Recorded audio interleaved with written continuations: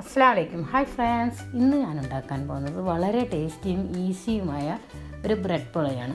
മിനിറ്റുകൾക്കകം ഉണ്ടാക്കാൻ പറ്റിയ ഒരു ബ്രെഡ് പോളയാണിത്. അതെങ്ങനെ ഉണ്ടാക്കാം നമുക്ക് നോക്കാം. അതിന് മുന്നേ എൻ്റെ ചാനൽ സബ്സ്ക്രൈബ് ചെയ്യാത്തവരൊന്ന് സബ്സ്ക്രൈബ് ചെയ്തേക്കണേ. പുതിയ വീഡിയോസിൻ്റെ നോട്ടിഫിക്കേഷൻ കിട്ടാൻ ആ ബെല്ലൈക്കൺ ക്ലിക്ക് ചെയ്യാൻ മറക്കരുത്. അതിന് 5 ബ്രെഡാണ് ഞാൻ എടുത്തിട്ടുള്ളത്.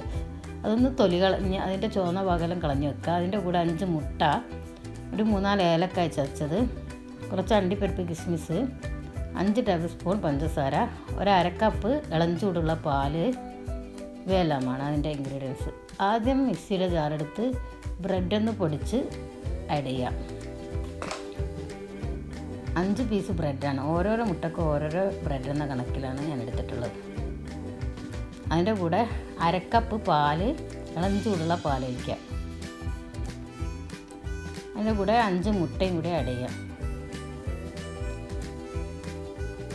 5 ടേബിൾ സ്പൂൺ പഞ്ചസാരയും കൂടി ആഡ് ചെയ്യാം. 2-3 ഏലക്കായ ചതച്ചതും കൂടി ആഡ് ചെയ്യാം. ഏലക്കായ ഇഷ്ടമില്ലാത്തവർക്ക് വനില എസൻസ് ഒഴിക്കാം. 1 ടീസ്പൂൺ വനില എസൻസ് ഒഴിക്കാം.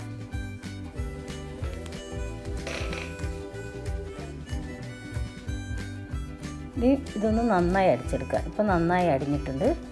ഇനി നമുക്കൊരു പാൻ വെച്ച് ആദ്യം 1 ടേബിൾ സ്പൂൺ ഗീ ഒഴിച്ച് അതൊന്ന് ആദ്യം നമ്മുടെ അണ്ടിപ്പരിപ്പൊന്ന് വറുത്തെടുക്കാം.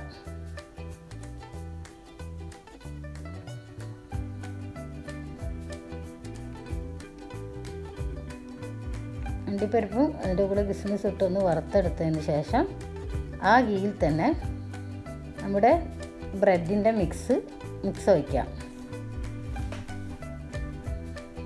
എന്നിട്ട് ഇതൊരു ചെറിയ തീയിൽ സിമ്മിലാക്കിയിട്ട് ആദ്യം ഒന്ന് നല്ല സ്പീഡിൽ ആണ് ഒഴിക്കുമ്പോൾ വേണ്ടിയത്. പിന്നെ സിമ്മിലാക്കിയിട്ട് അടച്ച് വെച്ച് ഒന്ന് വേവിച്ചെടുക്കാം. ഒരു 20 മിനിറ്റ് വേവിച്ചെടുക്കാം. ഇപ്പോൾ നമ്മുടെ ബ്രെഡ് പോള നന്നായി വെന്തിട്ടുണ്ട്.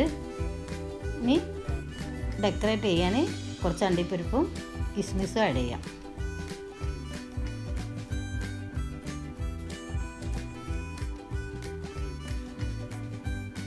അപ്പോൾ നമ്മുടെ വളരെ ടേസ്റ്റിയും ഈസിയുമായ ബ്രെഡ് പോള റെഡി ആയിട്ടുണ്ട്.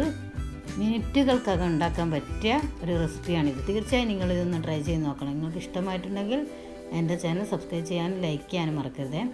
വീണ്ടും നല്ല നല്ല റെസിപ്പിയുമായി ഇൻഷാ അല്ലാഹ് നമുക്ക് കാണാം. Thank you.